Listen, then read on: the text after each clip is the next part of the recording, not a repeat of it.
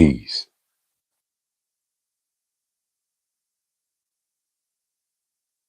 Welcome to the YouTube live book reading of Clinical Application of Respiratory Care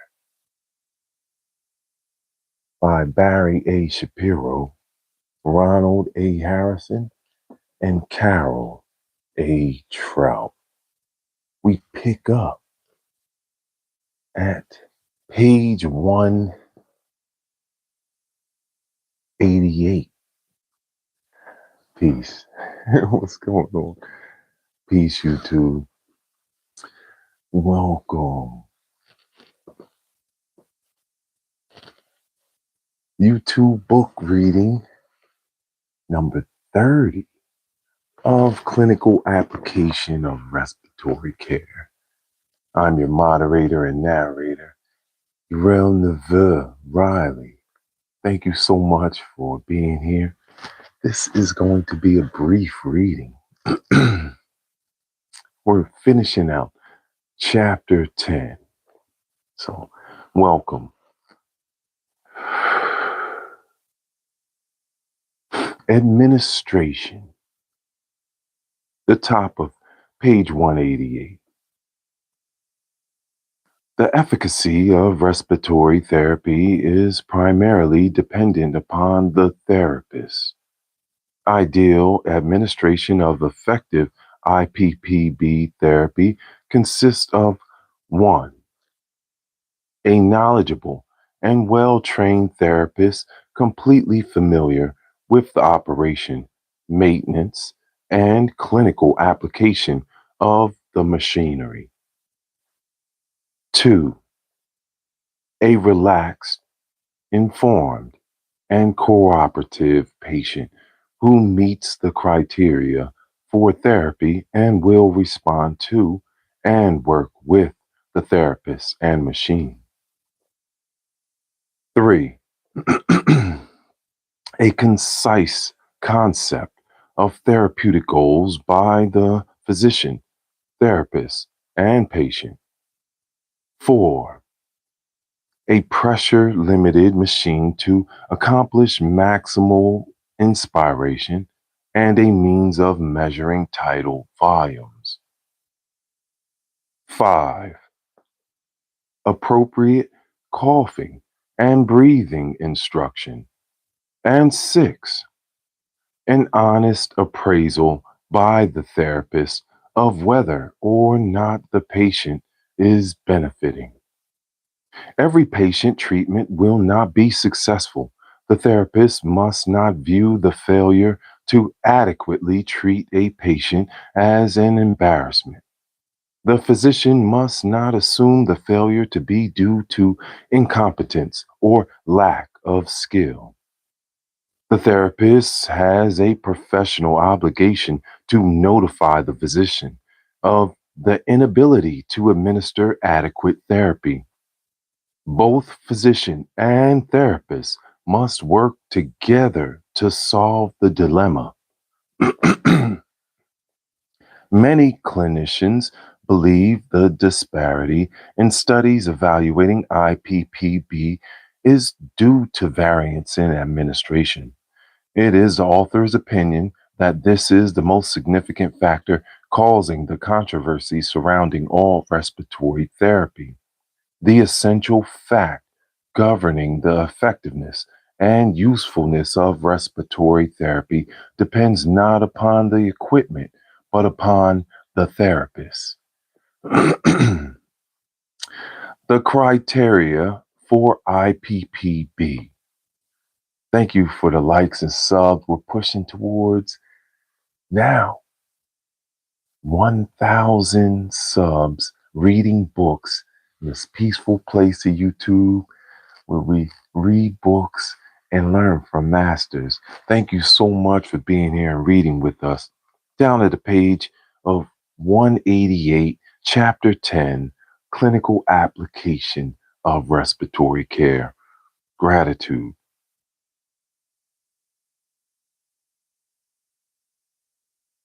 Therapy that is expensive must be judged on its cost effectiveness as well as clinical effectiveness, whether administered to improve the cough, improve distribution of ventilation, or three, deliver medication.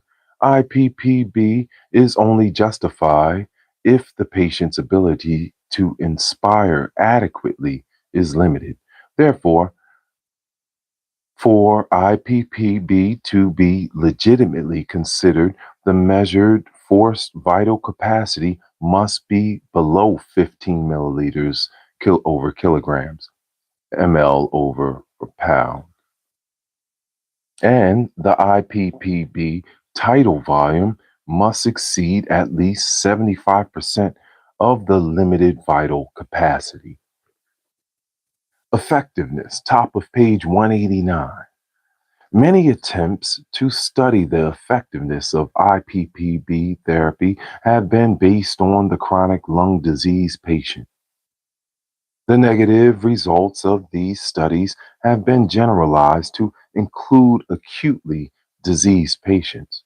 IPPB therapy does not reverse or improve chronic disease processes. This has never been stated as a clinical goal. The only logical basis for claiming benefit of IPPB therapy is in conjunction with its ability to provide deeper breaths and better physiologic ventilatory patterns. Another common means of attempting to judge the effectiveness of IPPB therapy is to measure its effect on pulmonary function tests. No one would argue that pulmonary function testing will document many physiologic changes. To assume that these measurements can elucidate all of the potential benefits of therapy seems unjustifiable. IPPB therapy improves pulmonary function in some circumstances and causes deterioration in others. There is often subjective improvement, even though pulmonary function studies do not improve. Peace, highest heart love. Thank you for the likes and subs. We are making it to. Oh man, this is amazing. We are on our way to five. We just made 500 subs reading books, and now we're on our way to 1,000. So I have so much gratitude. Thank you so much. Yes, reading medical books, doctor books, so we can help heal ourselves and the others around us. You know, this is what light workers, this is what we do. Give the information to the people for free. Oh my.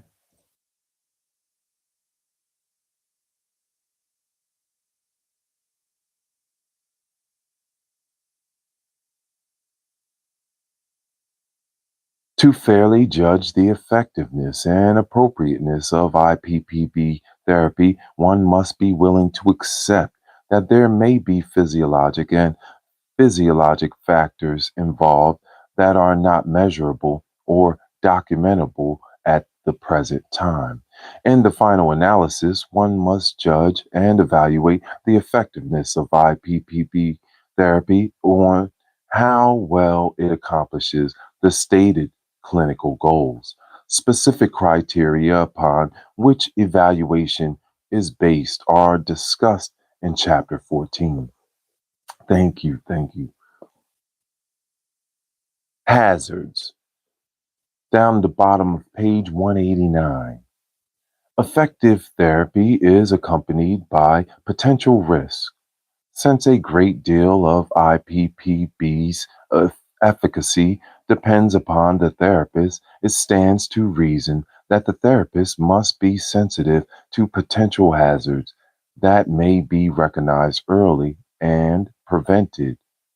The major hazards of significant frequencies are: 1. Excessive ventilation. 2. Excessive oxygenation. 3. Decreased cardiac output. 4. Increase intracranial pressures, and 5, pneumothorax, and 6, hemotysis, hemoptysis, yeah, hemotysis. Excessive ventilation. When a patient is poorly informed or supervised in the use of positive pressure machine, it is common for the patient to rapidly cycle the machine and receive large tidal volumes. This rapid and deep ventilation, ventilation results in an acute alveolar hyperventilation, decreased arterial PCO2, which may cause dizziness and or loss of consciousness. In addition to the frightening experience of feeling faint, there is a possibility of the patient falling from his chair or her chair or bed and sustaining serious injury. The patient should be instructed to sit and rest for 5 to 10 minutes following a treatment to avoid dizziness on standing. A well trained therapist knows several maneuvers to avoid alveolar hyperventilation with the positive pressure machine, manipulating the inspiratory sensitivity so the patient must exert a greater effort to start the inspiratory cycle or slowing the inspiratory flow rate. The therapist must be knowledgeable about the clinical techniques as well as the machinery so the patient will take slow and deep breaths with the IPPB machine. Excessive oxygenation. Middle of page 190. Excessive oxygen administration can be extremely dangerous, especially in those chronic lung disease patients who are CO2 retainers and are dependent on a hypoxic drive for breathing. Oxygen is used in the hospital as the pneumatic power source because it is inexpensive and readily available in comparison with compressed air. IPPB therapy is not designed to deliver high oxygen concentrations. Rather, the oxygen delivery is a result of using gas driven machines in the hospital where oxygen is the primary pneumatic force available. For patients in whom excessive oxygen could be dangerous, even for a short period of time, care must be taken to give IPPB therapy with appropriate oxygen administration. This is readily accomplished by using machines powered by air compressors or using a compressed air pneumatic source. Peace, YouTube. Thank you so much. Yes, that's right. Give it to the people for free, you know, so we can heal ourselves and help heal others around us. Mastering thyself, then we have mastered the world around us, right? Harmonize with it. And that's what we must be able to do with our body is retain that sympathetic resonance and flow with it. So breathing patterns is a part of that. And respiratory care is a part of mastering ourselves. Thank you so much for being here. Decreased cardiac output. It is possible to initiate a significant decrease in venous return with IPPB therapy, especially if the therapy is not properly applied. This venous return embarrassment may lead to a decrease in cardiac output, tachycardia, dyspnea, and a feeling of impending doom. Needless to say, the patient will become anxious, frightened, and unwilling to continue with the therapy. Proper inspiratory to expiratory ratios in conjunction with minimal airway pressures will usually prevent venous return embarrassment. More important, when the symptom complex occurs, 1. It must be recognized immediately. 2. The therapy stopped. 3. The patient placed in supine or head down positions. 4. The patient reassured. And 5. The physician notified before continuing therapy.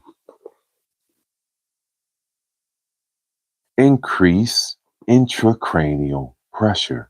Top of page 191 in chapter 10 of IPPB therapy. Thank you so much for the likes and subs. We're doing it, helping to heal ourselves and the people around us.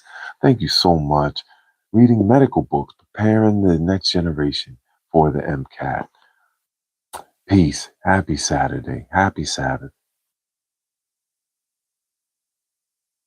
IPPB therapy creates an increased airway pressure, which in turn may create an increase in the mean intrathoracic pressure.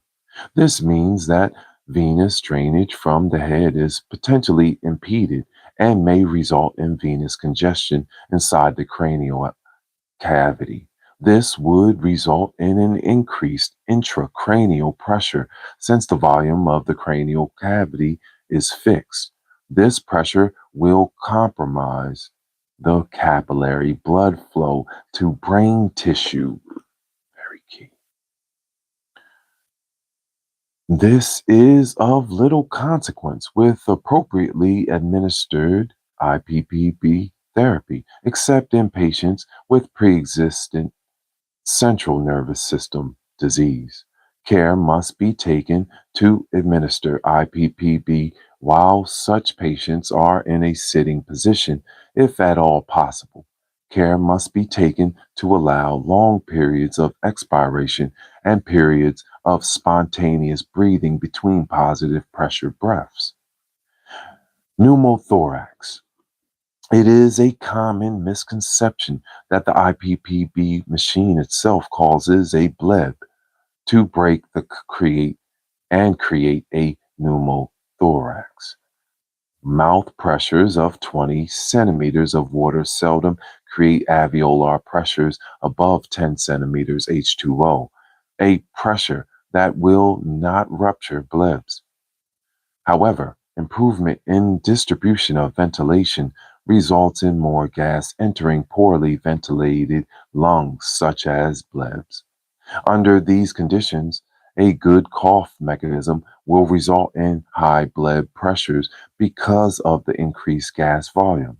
Thus, there is an increased incidence of pneumothorax secondary to blood rupture when a good cough accompanies IPPB therapy. The therapist must be aware of any complaint of chest pain with or after coughing. This must be evaluated before giving further positive pressure therapy. Any complaint of chest pain must be evaluated before IPPB therapy is continued. Pneumothorax plus IPPB results in tension pneumothorax unless chest decompression is accomplished. Hemoptysis. The improvement of the cough mechanism with IPPB is occasionally associated with hemoptysis blood in the sputum. Whenever this is seen by the therapist, the treatment must be stopped, the patient reassured, and the physician notified. The bleeding is not due to the IPPB, but rather to the improved cough that results from IPPB therapy. Most hemoptysis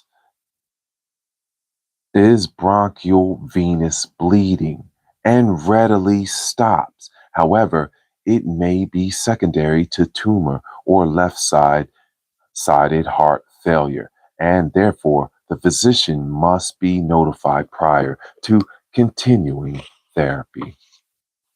Summary. Page 192 at the top, highest heart love. Thank you so much for the likes and subs. We are reading Clinical Application of Respiratory Care by Barry A. Shapiro, Ronald A. Harrison, and Carole A. Trout. Medical books for the people for free here on this peaceful part of YouTube. Thank you so much for being here.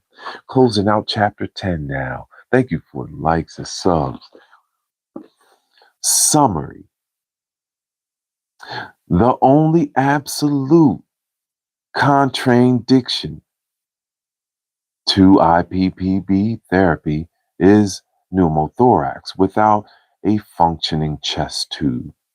The second most universally applied contradiction should be its use when not indicated or when it is replaceable by a less expensive technique. The overuse, misuse, the abuse of IPPB therapy are unquestioned. The clear delineation of its appropriate application must be the goal of every physician and respiratory care practitioner. Its use as a prophylactic bronchial hygiene technique is to be discouraged. Here we go, chapter 10. Complete. We just completed chapter 10. We did it. Right, God exists. Highest heart love. Thank you so much. We will be moving on to chapter 11 next. I want to give honor to all my friends and family, all the September babies. We are here. Highest heart love. When we reconvene with clinical application of respiratory care, we will go into chapter 11. Thank you so much. Highest heart love. Gratitude for being with us and reading this beautiful Saturday. Shaking it up. Reading books on YouTube. I will make sure I put the vocabulary in the description. Peace, peace. Thank you so much. Look at you. Anything goes. And Isaac, highest heart love. Thank you. Said nice sculptures. Yes, all genuine too. This is like a museum here. We have nothing but the best. Real, certified. That's why we say we come to this place and we read books and learn from masters. I'm Master Uriel, a master fitness trainer that's trained athletes on 4 different continents. I had the pleasure of traveling the world and using this information. So it's like, give it to the people, right? We want to take a beautiful glass of love water and toast to everyone else. Love to all our content creators here on YouTube that are doing the work for the people, that love one another. This is that peaceful place in the book lovers community. We read books, uplift one another, love on one another, and give reverence. So, highest heart love. Thank you so much.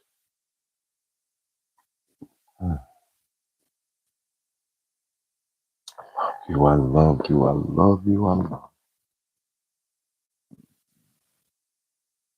love you. Thank you so much for being here. Highest heart love. I want you to have a wonderful, wonderful day. We will be back and reconvene with chapter 11, right? Much love. For all my friends and family, I love you. All those out there in the YouTube world, highest heart love.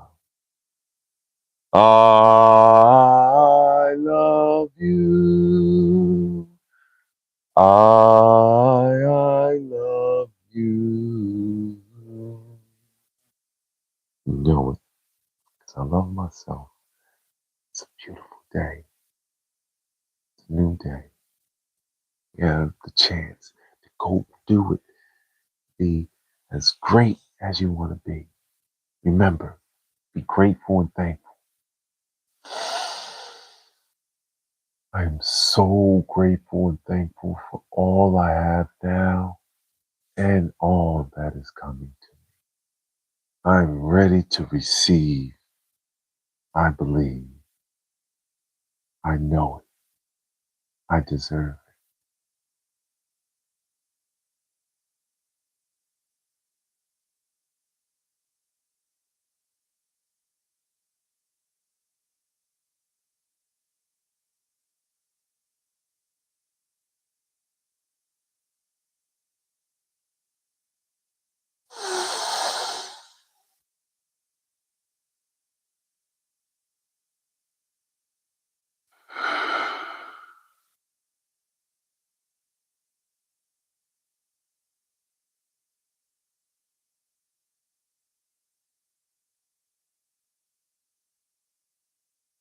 it. I love you.